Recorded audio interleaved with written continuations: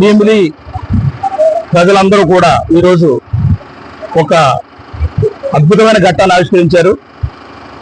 జమ్మూ కాశ్మీర్లో పెహల్గాంలో ఏదైతే అమానుష దాడి జరిగిందో ఒక టూరిస్టుల మీద, పర్యాటకుల మీద ఒక ఉగ్రవాదులు అందరూ కూడా అమానుషంగా దాడి చేసి 26 మందిని మట్టుపెట్టినందుకు గాను భీమిలి ప్రజలంతా కూడా ముక్త కంఠంతో దాన్ని వ్యతిరేకిస్తూ ఆ కుటుంబాలకు భరోసానిస్తూ దేశంలోని మేము మీ వెనకాల ఉన్నాం, మీకు మేము భరోసా ఇస్తామని చెప్పడానికి గాను భీమిలి ఇటువంటి ర్యాలీ ఒకటి తీయడం జరిగింది.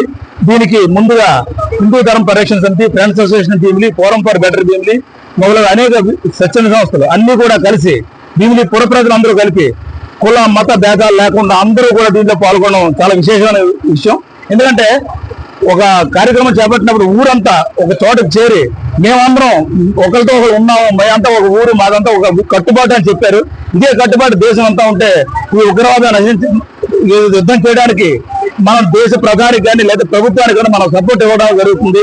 140 కోట్ల మంది ఒకే మాట మీద ఉంటే ఏ దేశమైనా కూడా మనని ఏమీ చేయలేదు.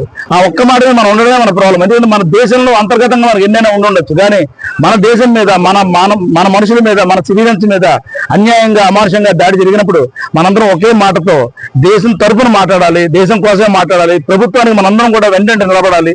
అప్పుడు ఆ ప్రభుత్వం తీసుకున్న ప్రతి నిర్ణయం కూడా మన ముందు మన భవిష్యత్తు, మన పిల్లలకు కూడా బాగుంటుంది.